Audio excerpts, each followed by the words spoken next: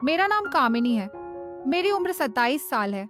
मैं दिखने में बहुत खूबसूरत और जवान हूँ। मेरे पति अपने ऑफिस के काम के सिलसिले में एक हफ्ते के लिए बाहर गए थे।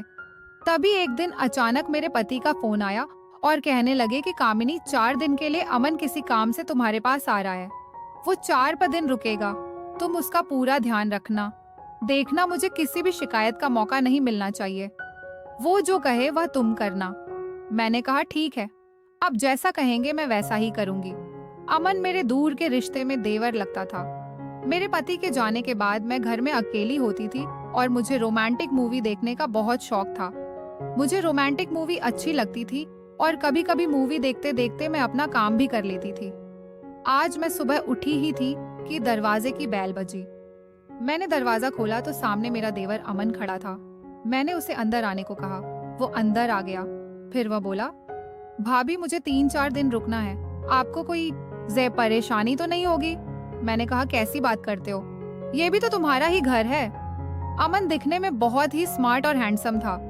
कुछ टाइम तो मैं उसे देखते ही रह गई और फिर अमन अंदर आ गया। मैंने कहा, तुम पहले नाश्ता कर लो। अमन ने कहा, नहीं भाभी, पहले मुझे नहाना है, नहाकर ही मैं कुछ खाऊंगा।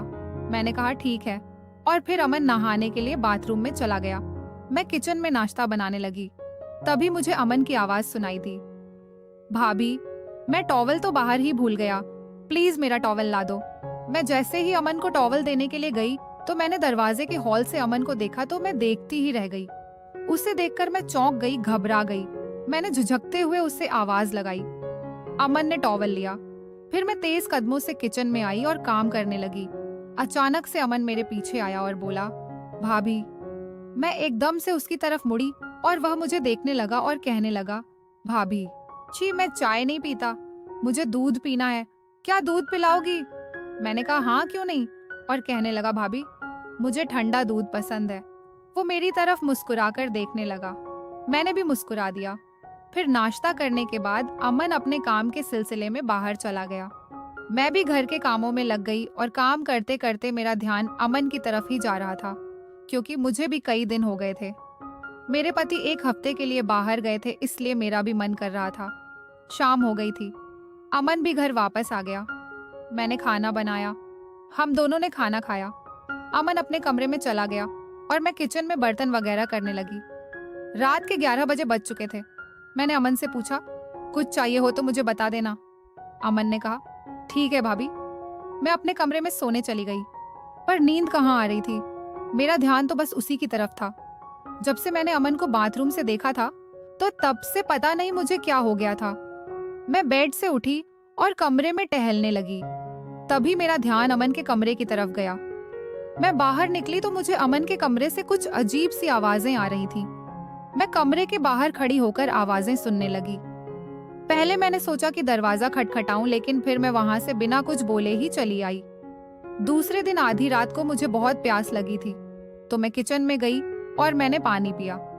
जब पानी पीकर मैं वापस अपने कमरे में लौट रही थी तो मैंने देखा अमन के कमरे में अभी तक लाइट जल रही थी।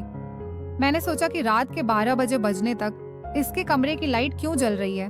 हाय, मैंने सोचा चलो मैं उसके कमरे में जाकर देखती हूँ। जब मैं उसके कमरे के पास गई तो उसके कमरे का दरवाजा खुला था। जैसे ही मैं अंदर गई तो वह अपने फोन पर हॉलीवुड की मूवी देख रहा था। उसने अपने फोन का साउंड फुल ऑन किया हुआ था। जैसे ही मैंने उसको पीछे से आवाज लगाई तो उसने झट से अपने फोन का साउंड कम कर दिया और जल्दी से उठकर बेड पर बैठ गया और कहने लगा, अरे भाभी आप यहाँ? मैंने कहा हाँ, तुम्हारे कमरे की लाइट अभी तक क्यों जल रही है और तुम अभी तक इतनी रात हो गई सोए नहीं? तभी वह कहने लगा, भाभी मुझे नींद नहीं आ रही थी तो मैं मोबाइल पर मूवी देखने लगा। पर भाभी आप आधी रात को यहाँ क्या कर रही हो और आप क्यों नहीं सोई? अभी तक तो मैंने कहा मुझे भी तुम्हारी तरह नींद नहीं आ रही थी। मैं किचन में पानी पीने आई थी तो मैंने देखा कि तुम्हारे कमरे की लाइट अभी तक जल रही है। मैंने सोचा कि जाकर पूछती हूँ कि तुम्हें किसी चीज की जरूरत तो नहीं है, इसलिए मैं यहाँ देखने चली आई। तभी वह कहने लगा, भाभी ना आपको नींद आ रही है ना मुझे, तो चलो साथ में मूवी देखते हैं। फिर वह बोला, आ जाओ इधर बैठो। मुझे बिल्कुल भी नींद नहीं आ रही थी तो मैं अमन के पास बैठ गई। उसने जल्दबाजी में फोन बंद ही नहीं किया था और मूवी उसके फोन पर चल रही थी। मैंने उसके फोन पर नजर डाली तो तभी फिल्म में बहुत ही रोमांटिक सीन आ गया जिसमें हीरो हीरोइन एक दूसरे के साथ प्यार कर रहे थे और यह देख मुझे कुछ कुछ होने लगा। मैंने जल्दी से उसके फोन से नजर हटा ली और थोड़ी देर के बाद मैं फिर चुपके से उसके फोन में मूवी देखने लगी। अमन को पता चल चुका था कि मैं चुपके चुपके से उसके फोन में मूवी देख रही हूँ।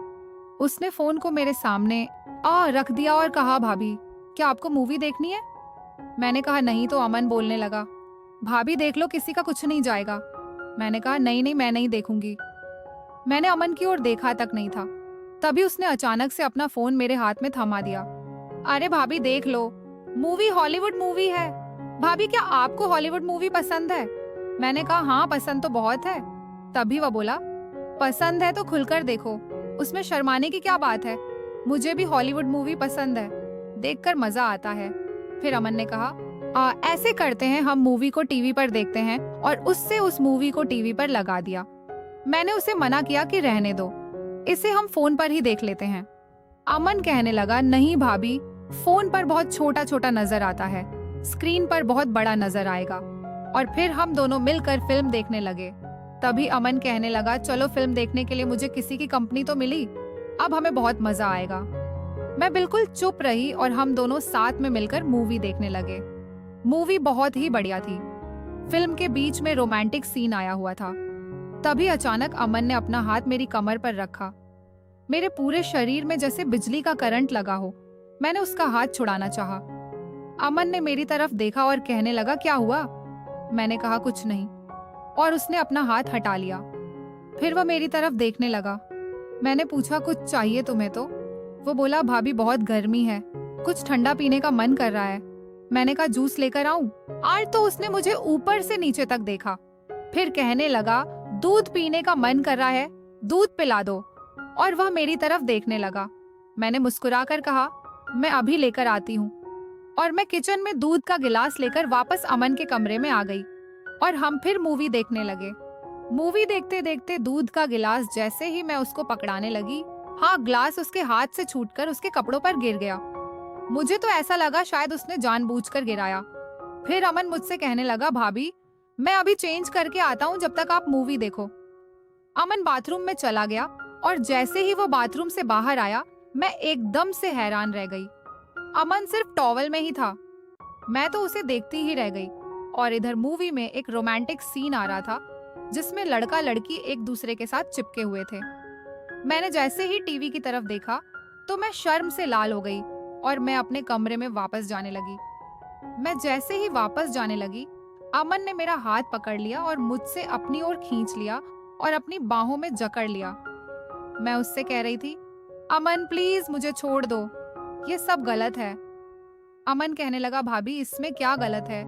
इसमें कुछ भी गलत नहीं है।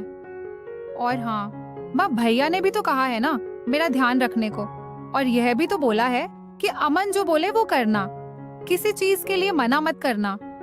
मैंने हैरानी से पूछा, ये तुम्हें कैसे पता? तो अमन गला साफ करने की आवाज से कहने लगा, मैंने ही भैया को बोला था कि ऐसा ना हो कि भाभी मुझे किसी चीज के लिए पूछे ही ना। तो भैया ने कहा, फिक्र मत करो, मैं अभी कामिनी को फोन करके कहता हूँ। तभी भैया ने आपको फोन किया था। मैं हैरानी से अमन की तरफ देख रही थी।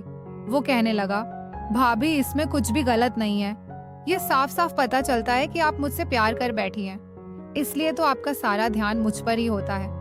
मैं क्या कर रहा हूँ, मैं कहाँ जा रहा हूँ, पर आप मुझे हमेशा एक अलग ही नजर से देखती रहती है, जिससे यह पता चलता है कि आप मुझसे प्यार करने लगी हैं।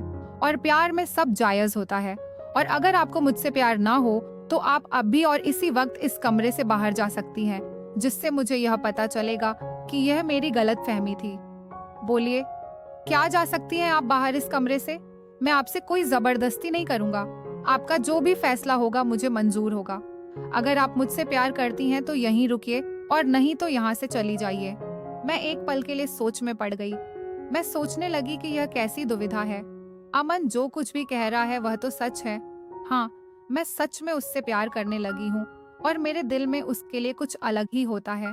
लेकिन मैं यह कैसे भूल सकती हूँ कि मैं एक शादीशुदा औरत हूँ।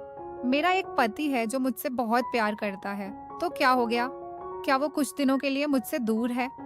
क्या मुझे इन कमजोर पलों में कमजोर पड़ जाना चाहिए कि मेरा दिल और दिमाग दोनों ही सोच नहीं पा रहे थे।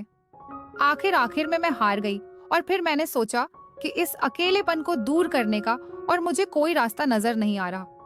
अमन मेरे सामने ही खड़ा था, मेरा इंतजार करते हुए। वह मेरे फैसले का बेताबी से इंतजार कर रहा था। मैं अपने दिल के हाथों मजबूर हो चुकी थी, इसलिए मैं मुस्कुराकर अमन से लिपट गई।